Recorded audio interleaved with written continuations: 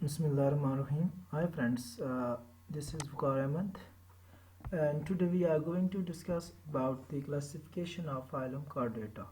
Phylum Chordata जो कि zoology का एक बेसिक vertebrate zoology का बेसिक एक टॉपिक है, उसको हम आज से डिस्कस करने जा रहे हैं। इससे पहले कि हम phylum Chordata के मेंबर्स को डिस्कस करें, उसके करेक्टर्स को देखें, हम लोग इसकी क्लासिफिकेशन को देखेंगे ताकि हम आसानी के साथ इसको समझ सकें। फाइलम कार्डेटा में तमाम ऐसे जानदार आते हैं जिसमें वर्टिब्रल कॉलम या नोटोकॉर्ड पाया जाता है। सिमिलरली दूसरी जो इसके करेक्टर्स हैं इम्पॉर्टेंट, उनमें सबसे इम्पॉर्टेंट हमारे पास है कि इसमें गिल क्रिप्स पाया जाए, चाहे वो एम्ब्रियनिक स्टेज में हो चाहे वो अडल्ट स्टेज में हो, लेकिन किसी न किसी स्टेज में होने लाजमी है। थर्ड जो इनका करेक्टर है वो इनका है नर्व कॉर्ड। ठीक है, इसमें नर्व कॉर्ड का होना भी ज़रूरी है। ये तीन बेसिक करेक्टर्स जिस एनिमल्स में पाए जाते हैं उसको हम कॉर्डेटा में रखते हैं, जबकि कुछ हमारे पास एनिमल्स है जिसमें ये करेक्टर नहीं थे, उसको हम लोग इनवर्टिब्रेट्स में रखते थे। फाइलम कॉर्डेटा की बात की जाए तो फाइलम कॉर्डेटा में दो मेन हमारे पास डिवीजन पाए जाते हैं। पहला है हमारे पास प्रोटोकॉर्डेटा और second one is the vertebrata. Protochordates हमारे पास ऐसे एनिमल्स हैं जिनमें नोटोकॉर्ड और बाकी बॉडी के जो सिस्टम्स होते हैं वो कम्प्लीटली डेवलप नहीं होते। फॉर एग्जांपल इनको अगर देखा जाए, इनमें नोटोकॉर्ड या तो पूरी लाइफ रहता है और या फिर लाइफ के कुछ स्टेजेस में पाया जाता है। एक और चीज़ इनकी क्या है कि इनमें जो नोटोकॉर्ड पाया जाता है वो शॉर्ट होता है मोस्टली और बॉडी के कुछ पार्ट्स तक महदूद होता है। ठीक है, ये कम्प्लीटली इनमें डेवलपमेंट जो नोटोकॉर्ड की होती है वो नहीं होती। इसी तरह इनमें नोटोकॉर्ड जो है वो वर्टिब्रल कॉलम में कन्वर्ट नहीं होता। सबसे मेन चीज़ इनकी ये है। इस डिवीजन को अगर देखें तो प्रोटोकॉर्डेटा को हम लोग डिवाइड किया करते हैं हेमिकॉर्डेटा, यूरोकॉर्डेटा एंड सेफेलोकॉर्डेटा में, लेकिन हम लोगों का आज ज़्यादा फोकस जो है वो वर्टिब्रेट्स पे रहेगा। वर्टिब्रेट्स की बात की जाए तो इनका मेन कैरेक्टर है कि ऐसे एनिमल्स जिनकी बॉडी में वर्टिब्रल कॉलम पाया जाए। इनके तमाम एनिमल्स की बॉडी में वर्टिब्रल कॉलम का होना लाजमी है। इस फाइलम के एनिमल्स को देखो तो इसको हम दो सब फाइलम्स में और कुछ बुक्स में इस चीज़ को सुपर क्लास का नाम दिया गया है, लेकिन आप लोगों को हायरार्की में याद होना चाहिए कि ये हमारे पास क्या है, ये रैंक्स मौजूद हैं। कौन कौन से दो सब क्लासेस या फिर सब फाइलम्स है, that's are the Agnatha and the Gnathostomata. अब ये जो डिवीजन दी गई है गनेथोस्टोमेटा और अग्नेथा की, ये हमारे पास डिवीजन बेसिकली बेस करती है प्रेजेंस और द एब्सेंस ऑफ जॉस। ऐसे एनिमल्स जिनमें जॉस पाए जाते हैं, ठीक है, यहाँ पे इनकी बॉडी में जॉस पाए जाते हैं, ठीक है, उनको हम लोग बोलते हैं आमीन। ऐसे एनिमल जिनकी बॉडी में यहाँ पे जॉस पाए जाएं, जिनके माउथ में जबड़े मौजूद हों तो उस ग्रुप को हम गनेथोस्टोमेटा में रखते हैं।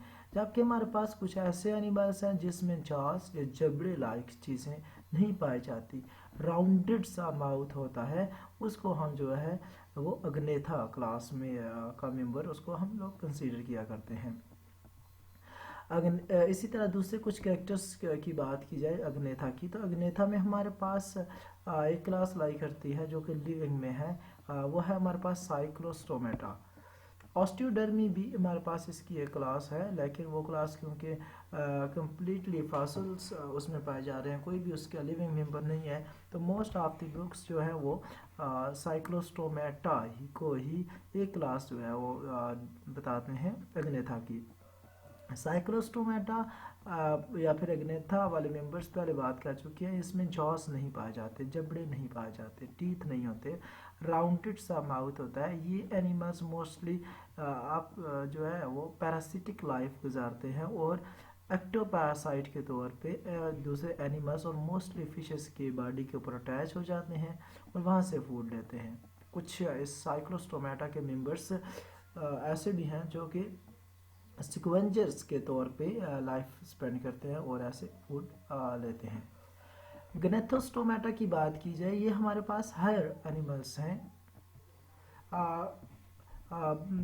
ये ऐसे एनिमल्स हैं जिनमें आपको वर्टिब्रल कॉलम जो है वो नज़र आएगा और सबसे मेन इनकी प्रॉपर्टी जो कि इनको अग्नेथा से सेपरेट कर रही है वो है इनमें प्रेजेंस ऑफ जॉस। इनमें जॉस पाए जाते हैं सारे के सारे एनिमल्स में, ठीक है। अब इन एनिमल्स को फर्दर हम जो है वो दो सुपर क्लासेस में डिवाइड कर रहे हैं। पहली हमारे पास सुपर क्लास क्या है, वो है हमारे पास पाइसेस में, और सेकंड वन इसको टेट्रापोडा में हम लोग ने डिवाइड किया है। अब ये जो हमारे पास डिवीजन है गनेथोस्टोमेटा की, पाइसेस और टेट्रापोडा की, ये बेस करती है प्रेजेंस ऑफ लिम्स और फिन्स के ऊपर। ऐसे गनेथोस्टोमेटा जिनकी बॉडी में लिम्स पाए जाते हैं, पेयर ऑफ लिम्स पाए जाते हैं, जैसे हमारे पास पेक्टोरल फिन्स हैं, इसी तरह पेल्विक फिन्स हैं, ये दोनों फिन्सेस में पाए जाते हैं और ये पेयर की फॉर्म में होते हैं। ऐसे एनिमल्स को पाइसेस में क्लास पाइसेस का मेंबर बनाया गया है। जबकि ऐसे एनिमल्स जिनमें लिम्स पाई जाती हैं और उसमें फिन्स नहीं पाए जाते, टांगे की तरह का स्ट्रक्चर्स पाए जाते हैं, उसको हम टेट्रापोडा कहते हैं। और टेट्रा मीन चार, पोडा मीन उसकी लिम्स या फिर टांगे, तो इसी बेस पे हम इसको टेट्रापोडा का नाम दिया करते हैं। अब हम पाइसेस की बात पहले कर लेते हैं। पाइसेस को हमने, ये सी है, आप लोगों ने इसको कंफ्यूज नहीं करना। पाइसेस को हम लोगों ने दो मेन क्लासेस में डिवाइड किया हुआ है। पहले हमारे पास इसकी जो क्लास है वो हमारे पास है कॉन्ट्रियोथाइस और दूसरी हमारे पास है ऑस्टियोथाइस। अब ये जो डिवीजन है ये किस बेस पे हमने की है, ये डिवीजन बेसिकली इनके एंडोस्केलेटन की बेस पे की गई है। यानी कि ऐसी फिशेस जिनका एंडोस्केलेटन कार्टिलेज से मिलके बना होता है, मीन उसमें आपको कोई भी बोन नज़र नहीं आएगी, वो सारी के सारे फिशेस हमारे पास कॉन्ट्रियोथाइस में आ जाती हैं। जैसे कि शार्क हमारे पास एक मेन एग्जांपल्स है। मोस्टली ये सी में रहती है और आलमोस्ट सी में रहने वाली, और ये कोई भी ऐसी फिश हमारे पास नहीं है जो फ्रेश वाटर में लाई करे कॉन्ट्रियोथाइस की। जबकि ऑस्टियोथाइस हमारे पास ऐसी फिशेस हैं जिनमें उनका एंडोस्केलेटन, वर्टिब्रल कॉलम, उनकी क्रेनियल बोन वगैरह सब कुछ जो है वो बोन से मिलके बना होता है, बोनी स्केलेटन इन्हीं में होता है। और ये हमारे पास फ्रेश वाटर में भी हो सकती है और जबकि मैरीन वाटर में भी हो सकती हैं। इसकी एग्जांपल्स की बात की जाए तो कैट फिशेस की हमारे पास एक एग्जांपल है, माशियर एग्जांपल है, चन्ना इसकी एग्जांपल है। बहुत सारी हमारे पास जो है इसकी फिशेस की एग्जांपल्स हैं। Now we move toward the tetrapoda. Tetrapoda में हमारे टेट्रापोडा को हम लोगों ने डिफरेंट कैरेक्टर्स की बिना पे, हम लोग उन कैरेक्टर्स का भी डिस्कस करते हैं कि बिना पे हम लोग ने टेट्रापोडा को चार फर्दर जो है वो क्लासेस में डिवाइड किया हुआ है। पहली क्लास हमारे पास है एम्फीबिया। एम्फीबिया मीन हमारे पास ऐसे एनिमल्स जो कि टेरेस्ट्रियल भी हैं और साथ में एक्वेटिक लाइफ भी स्पेंड करते हैं। दोनों तरह की लाइफ गुजारने वाले एनिमल्स को हम लोग एम्फीबिया कहते हैं। एम्फीबिया मीन ड्यूअल लाइफ नाम है। बेसिकली ये एनिमल्स टेरेस्ट्रियल लाइफ ज़्यादा गुजारते हैं और डंप सॉइल या मॉइस्ट सॉइल वगैरह में पाए जाते हैं, लेकिन इसके ज़्यादातर मेंबर जो हैं वो जो ब्रीडिंग है उस पर्पस के लिए वो क्या करते हैं, वाटर का रुख करते हैं और अपना जो एगलिंग का प्रोसेस होता है वो वाटर के ऊपर इनके ले करते हैं और इनके लार्वल स्टेजेस जो होती हैं वो भी वाटर में पाई जाती हैं। तो मेटामॉर्फोसिस इसमें एग्जिस्ट करता है और आफ्टर मेटामॉर्फोसिस जब ये अडल्ट में कन्वर्ट होते हैं तो ये दोबारा से टेरेस्ट्रियल लाइफ को मूव करते हैं अपनी फूड वगैरह की सर्च के लिए। इसमें भी हम लोग को चार टांगें नज़र आती हैं। एम्फीबियंस के कुछ मेंबर्स ऐसे भी हैं जिसमें हमको टेल भी नज़र आती है, सैलामेंडर वगैरह, लेकिन कुछ हमारे पास टेल लेस भी होते हैं, उसमें टेल नहीं पाई जाती। एम्फीबियंस की आगे बात की जाए तो हमारे पास फ्रॉग, टोड, सैलामेंडर, ये इसकी एग्जाम्पल्स हैं। Next reptilia. रेप्टिलिया हमारे पास फर्स्ट कंप्लीट टेरेस्ट्रियल एनिमल्स हैं जो कि डेवलप कर चुके हैं खुद को टेरेस्ट्रियल लाइफ के लिए। ये डिपेंड नहीं करते एक्वेटिक कंडीशंस के ऊपर अपने सर्वाइवल के लिए।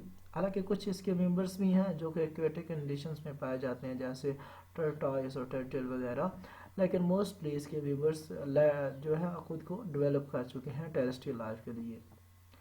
जो मेंबर इसके पानियों में पाए जाते हैं जैसे एलिगेटर है, इसी तरह क्रोकोडाइल है, इसी तरह हमारे पास टर्टल्स और टर्टाइल्स हैं। ये मेंबर एग ले करने के लिए और बाकी लाइफ की एक्टिविटीज़ के लिए पानी का रुख ज़रूर करते हैं। इसी तरह कुछ हमारे पास वाटर स्नेक्स भी हैं, लेकिन ये बेसिकली क्या है, फर्स्ट सक्सेसफुल टेरेस्ट्रियल वर्टिब्रेट्स हमारे पास ये है। इसकी एग्जांपल्स डिस्कस कर चुके हैं हम लोग, जिस तरह लेजिट है, इसी तरह हमारे पास स्नेक है, एलिगेटर वगैरह, ये सारे के सारे मेंबर्स लाई करते हैं क्लास रेप्टिलिया में। Next class is the apps. Apps birds को कहा जाता है। ये हमारे पास बहुत ज़्यादा सक्सेसफुल एनिमल्स हैं। यहाँ पे एक और चीज़ पहले क्लियर कर दूँ, ये हमारे पास पहली दो तो तीन क्लासेस हैं जिसमें पाइसेस भी है, एम्फीबियंस भी है, रेप्टाइल्स भी है। ये कोल्ड ब्लडेड एनिमल्स हैं। ये अपने एनवायरमेंट पकीलोथर्मिक हम कह सकते हैं, ये अपने एनवायरनमेंट के टेम्परेचर के ऊपर डिपेंड करते हैं। अपनी बॉडी के टेम्परेचर को ये रेगुलेट नहीं कर सकते, ठीक है। यही वजह है कि ये डिफरेंट तरह के बिहेवियरल एडाप्टेशन इसमें पाई जाती हैं, जैसे एस्टिवेशन और हाइबरनेशन वगैरह, जिससे ये खुद के सर्वाइवल को मदद करते हैं। जबकि एव्स की बात करें, एव्स और मैमल्स हमारे पास दो ऐसी क्लासेस हैं जिसको हम वार्म ब्लडेड एनिमल्स कहते हैं। ये एनिमल्स अपनी बॉडी के टेम्परेचर को मेंटेन कर सकते हैं इंटरनल मेटाबॉलिक कंडीशंस की वजह से। तो इनको अपने एक्सटर्नल एनवायरनमेंट के ऊपर कोई भी डिपेंडेंस नहीं है। हालांकि ये डिपेंडेंस है, लेकिन ये खुद को मॉडिफाइड कर सकते हैं, खुद को अडॉप्ट कर सकते हैं according to external environmental conditions, and they have a complete and well developed homeostatic systems.